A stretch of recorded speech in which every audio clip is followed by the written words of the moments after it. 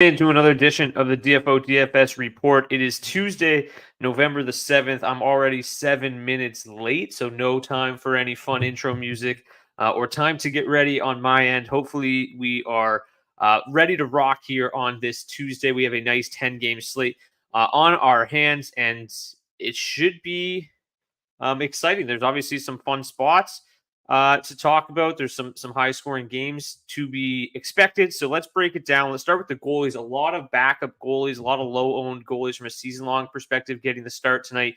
So it could make for a high-scoring night. Montreal versus Tampa. We don't know who's going to start there. Matt Tompkins projected to start for the Lightning with Jonas Johansson going last night. Unclear who starts. For the Canadiens, we have Jake Allen projected. I imagine there's a chance that our guy Beebs will be able to pop in the chat here and let us know who starts for the Canadiens as we go along here, if that news becomes available. Antti Raanta starts for the Carolina Hurricanes up against most likely Ukko-Pekka Luukkonen for the Buffalo Sabres. Semyon Varlamov likely to get the start for the Islanders. Marc-Andre Fleury confirmed for the Wild. Jonathan Quick confirmed for the New York Rangers up against Ville Husso for the Detroit Red Wings. Jordan Binnington starts up against Connor Hellebuck, most likely for the Jets. Connor Ingram for the Coyotes, likely going to see Joey Daccord for the Seattle Kraken. Jacob Markstrom gets the nod for the Calgary Flames, not surprising. Nashville Predators likely to go with UC Saros. Alexander Georgiev likely to start against Vitek Vanacek, who is likely for the New Jersey Devils. And then the last two games of the night, the red-hot Anaheim Ducks hopefully don't get in a hole and have to come back again tonight. They've been comeback kids so far lately. And they'll go with John Gibson up against unconfirmed Tristan Jarry. Mackenzie Blackwood starts for the San Jose Sharks, still looking for their first win of the season. Sam Erson goes for the Philadelphia Flyers. So those are your 20 projected or confirmed starting goalies for this evening. Let's get right into the implied totals. At the top of the sportsbooks implied totals, we've got the Pittsburgh Penguins up against the Anaheim Ducks, Carolina, Colorado, Philadelphia, and Tampa, along with the New York Rangers, grayed out among the top five. From the DFO implied totals, Philadelphia at the top up against the Sharks, followed closely by the Pittsburgh Penguins. Montreal Canadiens popping on today's charts on the DFO totals, I think mostly due to Matt Tompkins. Carolina and Tampa Bay rounding out the top five. Let's take a quick look at the 5v5 scores for tonight's charts. Pittsburgh won at the top, 22,500 to full stack them. Tampa Bay won after a really, really good night against the Maple Leafs last night. Looked good again tonight. Philadelphia won. It's going to be a really tough show because Sean Couturier is back for the Flyers, but we didn't get any lines. So whether or not they go back to the lines that they had prior to the Couturier injury, what I've done is taken the lines from the last game and just put Couturier in for Morgan Frost, who he's replacing. So it's a bit tough because obviously we're going to want to have some Flyers in our lineup tonight, given how good this matchup is against the Sharks. But without knowing exactly what their lines are, it could be tough. So I'm thinking that if you want to play this Couturier line, I think building with Couturier, Tippett, and Atkinson is the more expensive route to go. And then if they end up going with this line, you have the salary relief to pivot to Forrester late. So maybe try to leave a defenseman slot in there as well, punt a defenseman in that game or in the late game to give yourself some flexibility depending on what the Flyers do with their lines. But we'll get to that game here in a little bit. Let's get back to the 5v5 scores. Anaheim 2 pops, Frank Pachano, Mason McTavish, Ryan Strome have been really, really good. Winnipeg 3 has been absolutely dominant. They're looking like one of those new depth lines that we're going to love to target here moving forward. So it's going to be really, really interesting to see. There's some really interesting depth lines here that we have identified as good plays tonight, and whether or not they see ownership will be interesting because obviously if we can get these guys at really low ownership, that will be huge for us because they look like they are prime plays in our charts. Just trying to get something going here. Okay. Let's get right into it with the first game. We've got the Montreal Canadiens and Tampa Bay Lightning. Mediocre matchups, right around average for the Canadiens. Really, really good matchups across the board for the Tampa Bay Lightning. So with the Lightning's top line, they've been absolutely on fire. Braden Point on fire. Nikita Kucherov on fire. Brandon Hagel's been fine. Fourth best offensive line on the slate with a really solid matchup. They're going to see about 49% of their ice time against the Nick Suzuki line. The Nick Suzuki line's fine defensively. It's better than some of the other Habs lines, but still 41st. So right in the middle of the pack tonight. Definitely a matchup that the Lightning's top line can take advantage of. Really, really like Tampa Bay one night. If Jake Allen doesn't start for whatever reason, I like Tampa Bay even more. So yeah, I'm ready to kind of run it back here with the Tampa Bay top line. They were really, really good last night. I don't see them seeing a crazy amount of ownership tonight, so I really like what you get from Tampa Bay one. The Tampa Bay depth piece is grayed out pretty well as well. Their matchups are outstanding. 92 and 93 on the matchup score for the second and third line. The second line didn't really do a whole lot yesterday, but they were fine.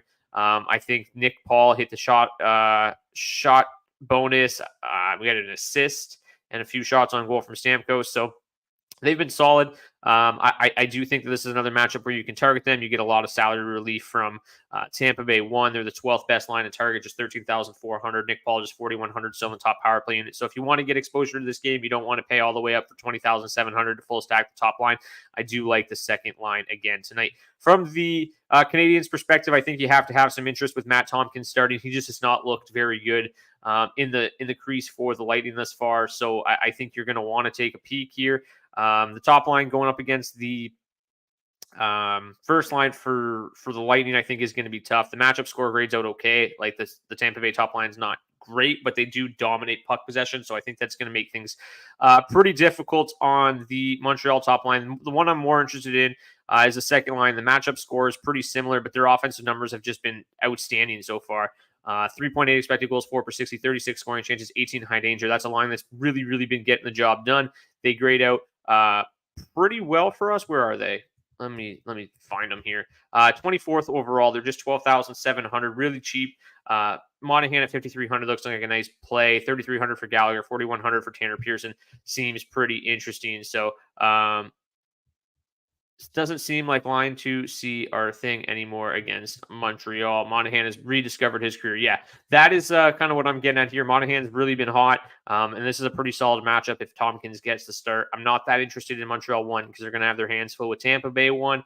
So Montreal 2 looks like a really nice value option tonight, and I will go down to some Monahan at 5,300, Gallagher 33, and Pearson 41.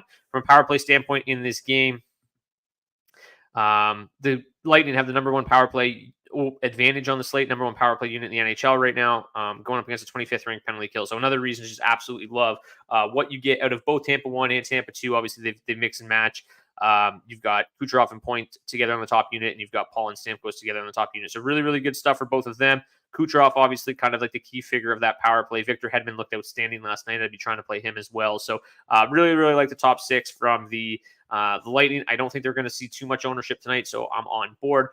From a Montreal standpoint, I don't really know how much ownership they're going to see. It's probably going to be next to none, which is pretty good for us if you're not a big believer in Matt Tompkins, which I'm not at the moment. Carolina and the Sabres, really, really good matchups across the board here for the Hurricanes. Really bad matchups across the board for the Sabres. The problem with the Hurricanes, if you take a look here, just really, really balance out their minutes here, like 25, 25, 25, and 24% of the ice time. It's as balanced as you'll see in the NHL right now. The craziest part is like one of the best lines in the NHL right now is Martinook, Stahl, and Jesper Fast. They're currently the Hurricanes' fourth line. If you look here, they're the seventh best offensive line and the number one defensive line on the entire slate. They have a 72% Corsi for and a 70% expected goals for share. They've been unbelievable, and they're their fourth line. So yeah, I think that, you know, the Hurricanes are fine in this spot with Luukkonen getting the start. I'm fine with the Hurricanes. The problem is that they're so balanced with how they approach things that it's difficult to really pinpoint exactly which line is going to go off. So I'm not super interested in the Hurricanes tonight for that reason. They also shuffled up their lines, as you see here. Neshin, Aho, and Jarvis, not all that interested. Svechnikov, Kotkaniemi, and Teravainen is pretty meh. Like their numbers are really pedestrian. 66th best offensive line. The third line, Bunting, Drury, Netchas. I just don't think that there's a lot here. I like the matchup a lot. I think that if you have a lean, whether it's Carolina 1, 2, 3, or 4, then I think they're fine because the matchup is pretty good. It's just really difficult to pinpoint exactly which line's going to pop off. They're kind of like the LA Kings of the East. Really, really like to balance out their four lines usage, and it's hard to figure out which one's going to go off. That being said, I just mentioned how good Carolina 4 is going to be. This is definitely the first time I've ever mentioned a fourth line. They could lead the team at ice time. Their price is just absurd, $7,900. So you could easily pair them up with some of these expensive lines. As Tom Olson points out, Buff 1 is truly terrible at defense, so Carolina 4 looks solid. Yeah, like that's kind of what I'm getting at here. They're going to hard match 84% of their ice time up against Buffalo 1. 94 on the matchup score. Buffalo 1's defensive metric, 72nd on the defensive rating. So yeah, it's a matchup that they look like they could take advantage of if you need a super deep punt option. Carolina 4 is there. They've been super dominant this year. I'm not saying it's the best play, but if you're looking for a super value option, it's as good as it gets on the slate. From a power play standpoint on this game, the Carolina Hurricanes rank 9th. They're 6th best on the power play, but the Sabres are 8th on the penalty kill. And then you've got the Sabres at 27th on the power play up against 23rd ranked penalty kill. So they grade out 14th overall on the PP this evening. So not a whole lot there on either side. Not a game I'm super interested in. I'll have a little bit of Carolina, but nothing crazy. Okay, we've got the Rangers and we've got the Red Wings here. The Rangers, man, they've been just so bad at 5v5 in terms of producing offense. I mean, they're just so low event. They're not generating anything at 5v5 offensively. The problem is they're also not really giving up a whole lot. They've been really stout defensively. They kind of just play a muck it up type of game and then let their power play do the talking. Their power play so far ranks 10th up against the Red Wings 18th ranked penalty kill. Did I skip a game? No, I didn't. Those are just in different orders. Okay. So yeah, I don't like, I do think obviously this matchup is pretty good for New York, but like they just have not done enough at 5v5 to warrant really targeting them from a 5v5 standpoint. They've just not been very good. Obviously their record speaks for itself. They've played well. Like from a real hockey standpoint, they're a very good hockey team. But from a fantasy standpoint, they've been very low event. They've been struggling to generate anything at 5v5. While also not giving up a lot at 5v5. So to me, this looks like a really low-scoring game. I don't really have a whole lot of interest on either side. I think the goalies are fine here. So I think that this is going to be tough. Obviously, no Philip Heidel, no Adam Fox either is a bit of a struggle. If you take a look at the defensive charts, we have Keandre Miller and Eric Gustafsson popping up as two of the best value defensemen. I do like the Rangers from that perspective. From stacking their lines, I'm not all that interested. I'll have some Gustafsson, I'll have some Miller, but I don't think that I'm really going to be targeting this game. Outside of that, for the Red Wings, the matchups aren't very good. The Red Wings also, their offense has dried up a little bit. Obviously, a nice showing against the Bruins over the weekend, but for the most part, they haven't been that great offensively. The only line worth targeting is the Detroit Red Wings top line. So like they've just been really good all season. Matchup wise, it's not great. They're going to see a lot of the Panarin line. They're going to see a lot of the third line. Those lines aren't great defensively. They're right around average. So it's not a terrible matchup. If you believe that Jonathan Quick's, not fully back like he's shown so far, then I think Detroit 1 is a fairly solid contrarian option tonight. I do not think that Detroit will see much ownership at all. I think the Rangers probably will, which is all the more reason to fade them. Obviously, they've got some game breakers. They're certainly capable of going off. But like from a numbers standpoint, I'm not all that interested. The Red Wings power play our penalty kill hasn't been that bad that I need to, worry too much. So overall, the Rangers have the 6th best power play advantage. The Red Wings are 4th. I'm not still all that interested. I think this is going to be a relatively low scoring game. The next game, you've got the Islanders in the Wild. I think this is another one that looks very low scoring, low event. Both teams pretty solid defensively, at least historically. So far this season, it may not be really the case.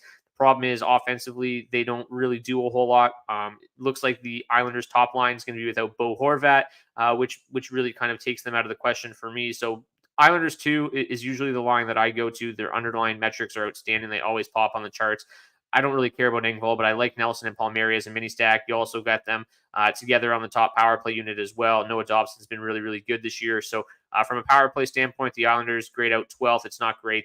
The Wild penalty kill is 32nd in the NHL right now, though. So there is something there. The Islanders could get something going right now against a Wild penalty kill that's struggling. Marc-Andre Fleury hasn't exactly been sharp either. So I do like what you get out of New York, too. If you take a look at the overall charts here, they grade out 9th.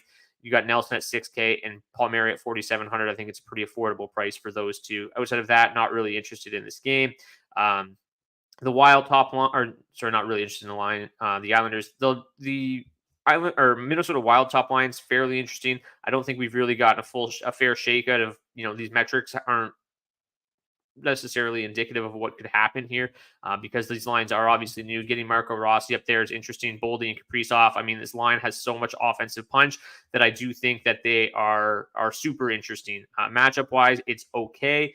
I don't think that they're going to see a ton of ownership on this slate. So I think they're relatively interesting because of how how talented they should be, whether or not they, can take advantage of this matchup, or whether or not Semyon Varlamov stands on his head remains to be seen. But 18,200, Rossi's a really, really good value option at 3,700. I think if they're going to be super low owned, I think Minnesota 2 is pretty interesting, just given how much talent that line has. So I'm interested in Minnesota 1 and New York 2 on this slate, but outside of that, not a whole lot. Minnesota, 13th ranked power play advantage tonight. They're 25th on the power play, so not really anything going there. The Islanders 16th on the kill. Next, we've got the Blues and the Jets. Probably going to be another boring game. It's one of the lowest paced games on the entire slate. The Blues have been doing a pretty good job kind of being solid defensively and doing absolutely nothing offensively. The top line is going to go head-to-head with the Winnipeg Jets top line, which the Winnipeg Jets top line's really been struggling since the Velarde injury. Not a whole lot going there with Iafallo, so I'll pass. Winnipeg 2 has been solid, just not playing enough, so I'm probably going to pass there as well. The one line I am interested in is Winnipeg 3. As I said, they pop up on the charts pretty high. It's number 5, which is probably a little bit crazy, but they've been super, super good. To me, they're the best value option on the slate at 10,900. Niederreiter's got good shot volume. Lowry's been good. Appleton's been good. Really, really like what you get out of Winnipeg 3 tonight. I think this matchup is solid. I don't think that anybody else is really even considering Winnipeg 3 other than these charts. So to me, they're a really solid leverage play on a big slate. I like them a lot. Matchup-wise, 88.6. They're going to basically face the bottom 9 of the Blues. The bottom 9 of the Blues is atrocious defensively. So, yeah, the Blues just don't generate enough offensively. Connor Hellebuyck getting the start. The Jets look pretty good defensively. I have no interest in the Blues. Winnipeg 3 is a route to go tonight. I don't think I need to spend up on Winnipeg 1. I just think that, at 19,100, while I love Connor and Scheifele, they're probably just our better options at that price range on this slate. So from a value perspective, really, really like Winnipeg 3.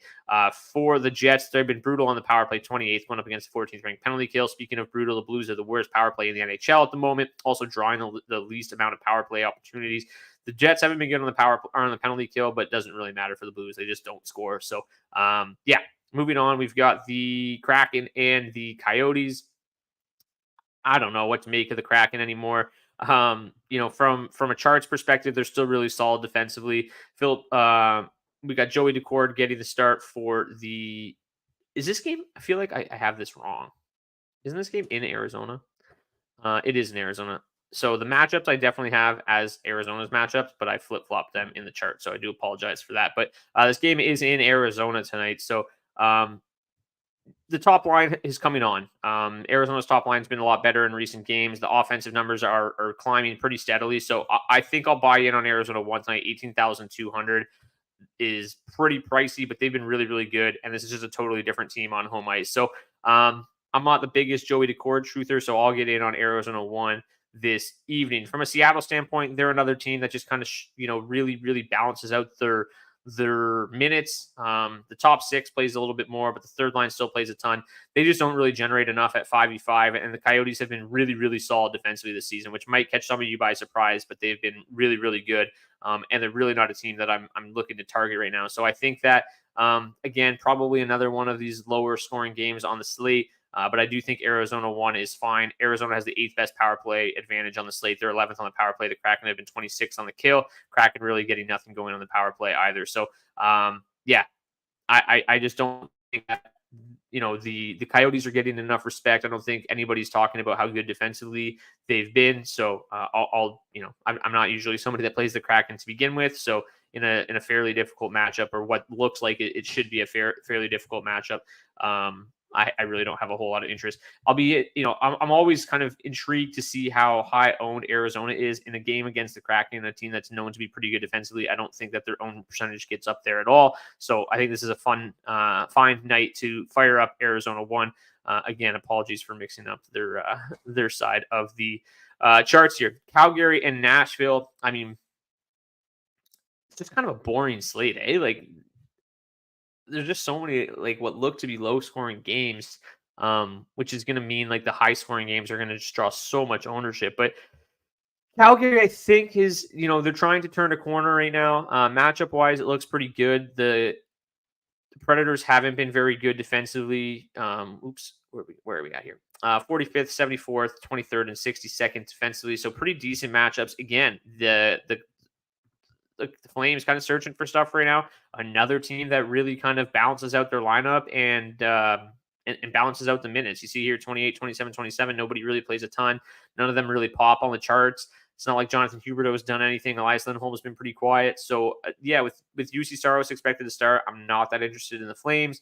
The Flames have been solid enough defensively that I'm not all that interested in the Predators either. The Predators' top line, however, has been really, really good. So if I was going to play the Predators, I think that is a top line that I will look at, because Ryan O'Reilly just looks outstanding. They grade out 7th overall. 16,500 is a pretty affordable price. Forsberg $7K, O'Reilly $5,700, and Nyquist at $38. I can get on board with that. The matchup's not outstanding, but they've been playing very, very good, very, very well, I should say.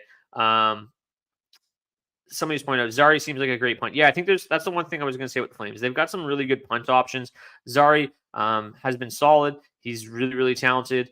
High draft pick, playing with Kadri and Sharangovich. He should see enough minutes. Dubé, how much is Dubé? I think he's super cheap as well. Just 3,300. I think he's a fine play as well. Zari is 2,900. He looks strong, like a strong punt option as well. So I do like both those young players playing in prominent roles. But from a full stacking perspective, I'm not so sure I'm going to get to this game all that much. From a power play standpoint, they are the 5th and 7th best power play advantages, mostly because the Predators are atrocious on the kill. They've also been quite good on the power play, which hasn't really been the case in years past.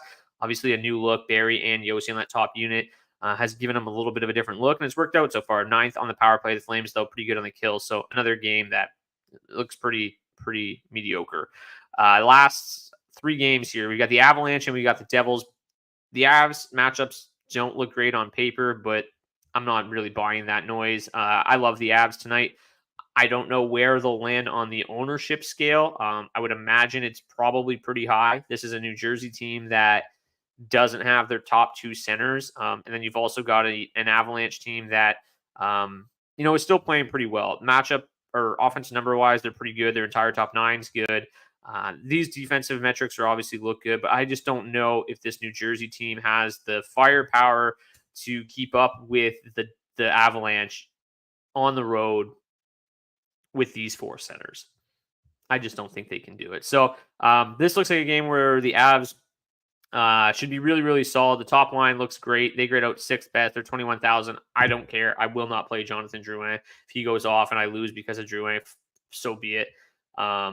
He just doesn't shoot. He just doesn't score. I don't care who he's playing with. I'm just not playing him. Obviously, at 2,800, you can still make the case for him to be in your lineup, but I wouldn't be like, he has to pick up assists to even do anything because he just doesn't shoot the puck ever. But he obviously has a good chance to pick up apples. McKinnon and Rantanen are playing outstanding. They're studs. So yeah, really, really like Colorado 1 tonight.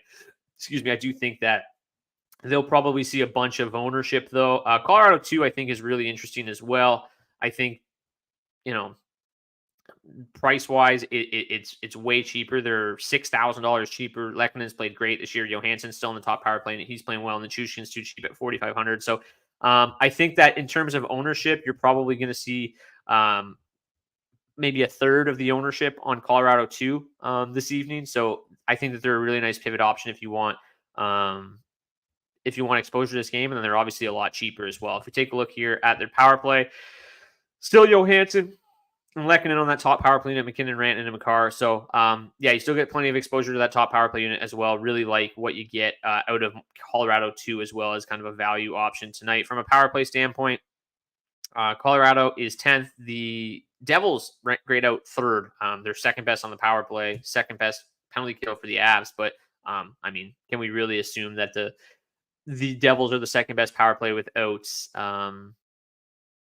Jack Hughes? I don't think so. So, Colorado 1 with Carolina 4 and sprinkle in some Philly 1. Yeah, that would work. Carolina 4 and Colorado 1 together seems like a fine option. I like Colorado 1. I like Colorado 2. From a New Jersey standpoint, the matchups aren't good. The lines aren't pretty either. It'd be nice like if they would have stuck with like Mercer, Toffoli, Bratt, or Mercer, Toffoli, Meyer. I think I'd be more interested. Fragmented and broken up like this, I don't have much interest. The matchup's just not good enough. Georgiev's great. He's obviously struggled a little bit lately, but I'll pass on the Devils tonight if they see ownership. Great. Next game, we've got the Ducks and the Penguins.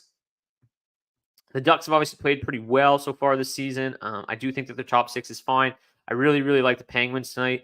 They've just been so good at 5v5. They've been generating chances like crazy. I don't think that they're going to get the ownership they deserve. Obviously, a lot of people are going to flock to the Flyers and the Avs tonight. So the Penguins, to me, are probably my favorite target on the slate tonight. Like I said, the Ducks have been playing well. They've been winning games, and they've been mostly high-scoring games as well. So, yeah, I think that this is a game where the Penguins can really torch the Ducks and kind of put out some of this run that the Ducks have been on, because the Penguins, from a metric standpoint, have been humming. Like their 5v5 metrics are unreal. From a power play standpoint, they grade out fifth, like second best overall on the slate. They just check all the boxes for me tonight. Matchup wise, it's really solid. The Malkin line, a little bit of a better matchup, but like the Crosby line's got the number one offensive numbers on the slate, so you can't ignore that. The Malkin line's got the 12th best numbers on the slate. You can't ignore that. So I like both of those lines tonight. I have no issue playing either of them. If you take a look at the power play, Riley Smith's still in the top unit, so that's good. You got Malkin and Smith together. You got Crosby, Gensel, so that's all gravy. Both those lines are great options tonight. What the Malkin line maybe doesn't quite have in terms of the offensive raw production, it's still very good, and they have a slightly better matchup. They're going to see a little bit more of the Zegras line. The Crosby line is going to see a little bit more of the McTavish line. The McTavish line, is that backwards? Why? I don't understand. Crosby will see more of the McTavish line. I guess it should be because they're going to see more of the, like, less of the fourth line is what's doing it. So yeah, both lines have outstanding matchups. I love the Penguins tonight. I think the Ducks are fine as well. The problem with the Ducks is, like, Anaheim won pretty affordable. 15,900 is fine. Whereas Anaheim 2 grades out really well. I just don't think I can pay 7,100 for Toronto. I think that, like, the value's gone. McTavish is awesome. One of my favorite players in the league, young players in the league. 5,800 is a good price for him. I'm not playing Strome at 4,300. That's inflated. He just doesn't shoot. He doesn't score really at all. So I won't pay for him. So I like the Ducks. I think they're in an okay spot. I really like this team. I like where they're headed. They're definitely ahead of, their kind of schedule in the rebuild right now, and it's been a good story. I don't think I'm buying in really in this matchup. If I was going to play one, I'd probably play Anaheim 1, just because I think they're a little bit more reasonably priced. Killorn 2,700. Yeah. Anaheim 3 played the most minutes in their last game. Killorn on the top power play unit, I think, is fine. At that price, that would be okay. Like, as a one-off, I'm probably not playing his line mates. I still like Pavel Mitnikov. I like Fowler. I think they're both good deep hunts. Full stacking the Ducks, probably not something I'm doing on a 10-game slate. I would hate to be the one that has to update those spreadsheets every day. Well, hey, how's it going? I'd hate to be that guy too, but it's what I do for the people. It's absolute mammoth every single day. Again, we're still trying to get it on the website where it just kind of updates itself, which would be great, but it's a lot of math and a lot of work. The Penguins will roast the Ducks, not toast. Yeah, they will. I think they will roast the Ducks tonight. Power play standpoint, the Penguins are number 2. The Ducks are number 16 overall. I love these spreadsheets. Appreciate it. Yeah, I love these spreadsheets too. That's why I do them. I do them for myself, and then I might as well just give them out if I've got them done for the people, right? And the videos are fun as well, obviously. We got 70 people in here right now, which might be close to the season high so far this year. So please smash that like button. Like, still only like 10-15% of you hit the like button. It's really not that hard, and it'd be much appreciated. See if we can get to 100 likes on this video. I'd love it. It'd be great. Okay, last game. We have the Sharks and the Flyers. Somebody bet the Sharks heavy last night. They went from like plus 180 to like plus 160. So there's some love here. This is weird. I don't know what to do with this team. Like, they're so bad. Like, they look like maybe the worst team ever. So I don't know what to really make of them. Obviously, the Flyers are going to see a ton of ownership. I think the best case scenario for DFO charts users is if we build these lines under the assumption that these lines are going to be different because everyone's going to be like, hey, let's build the lines based on the daily face-off lines. And then if they're different and they don't have the cash to pivot, then they might be screwed. So I do think there's a chance these lines are different. I do think there's a chance we see Owen, Tippett, Couturier, and Atkinson together. If you remember last time Couturier was playing, their numbers together have been unbelievable. I hope they end up getting put back together tonight because that would be great for us. If it stays this way, it's fine. But ideally, I would build under that assumption, and then hopefully they make the changes because you'll get that trio, that stack, way lower owned than it should be. So yeah, I would play Tippett, Couturier, Atkinson together. So Tippett, Couturier, Atkinson, Konechny, Lott, and Forrester from the morning skate. Didn't see the morning skate lines, so maybe I missed something. I'll have to go back and look after the thing. Tied for fourth place in a 15,000 DK tourney with a Tampa Stack, Vancouver, and Demko. Those sheets are awesome. Yeah, shout out. But yeah, this is a team that should smash. And then yeah, if it obviously is Tippett, Couturier, Atkinson, like I'll redo the charts and they might be the top line on the slate. So I do think that the Sharks team's probably not as bad as they've looked. I still think they're brutal. I do think that there's probably some pushback after a back-to-back 10-goal against games. I think there's probably some pushback here. That being said, I don't think I have the cojones to play them on DraftKings. The top line maybe would be the only one. Eklund, where are they? Eklund, Hurdle, and Zetterlund together at 11,200. I think that would be interesting. Ersson is not a very good goalie, so I do think that San Jose 1 is kind of in play. I think they're more of a late slate play for me as a contrarian play on the late slate, but I'm not probably going to really get there on the main slate. But yeah, they're super cheap. There's a lot of firepower on that line. So I think I'll play them on the late slate, but nothing really on main. But I do think there's some pushback tonight. I do think the Sharks have a chance to win this game with Ersson getting the start for the Flyers. I don't really think it's going to happen. I didn't bet it, but if they were like plus 200, I think I would have considered it. Overall, I think all three Flyers lines are in play. Oh my God, your Isles top line is really outdated. You forgot Horvat and no Wallstrom. Huh? Is Horvat still in these sheets? No, he's not. And on the site, we have Wallstrom. So I don't know what you're talking about. Anyways, defensemen tonight. I already talked about Miller and Gustafson. They look good. Mayfield's a shot blocking machine. If he ends up playing, their game time, him and Pelech are game time decisions, but both expected to play. Let's take a look here. Kale's obviously great. I talked about Dobson. He's probably getting too expensive. Victor Hedman looks fantastic at 6K.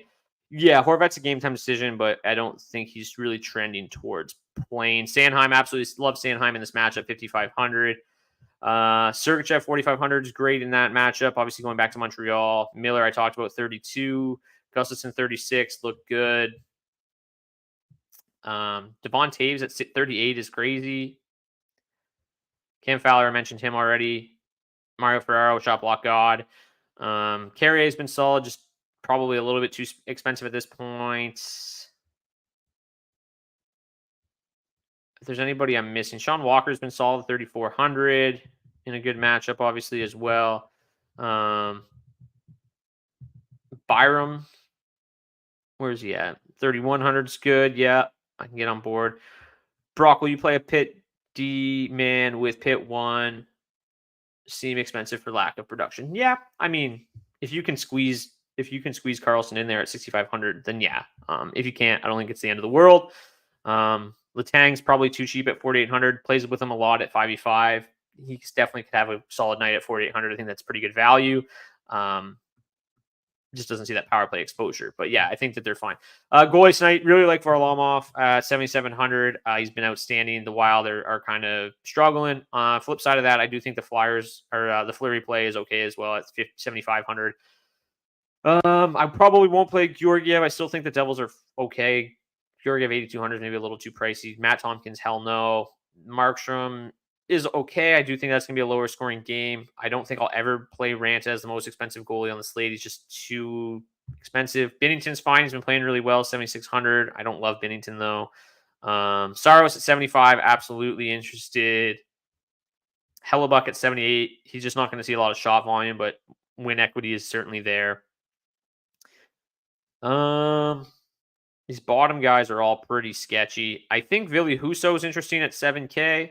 Like I said, the Rangers just haven't really scored a whole lot. So I'll definitely probably play some Husso if I need to go dumpster diving. I prefer him over Luukkonen, Vanacek, Gibson, Allen. So Husso looks like a solid punch play between the pipes. Anyways, that's going to do it for this episode of the DFO DFS report. Again, thank you so much for tuning in. Smash that like button on your way out. Hopefully you return with more money in your bankroll tomorrow than you had tonight.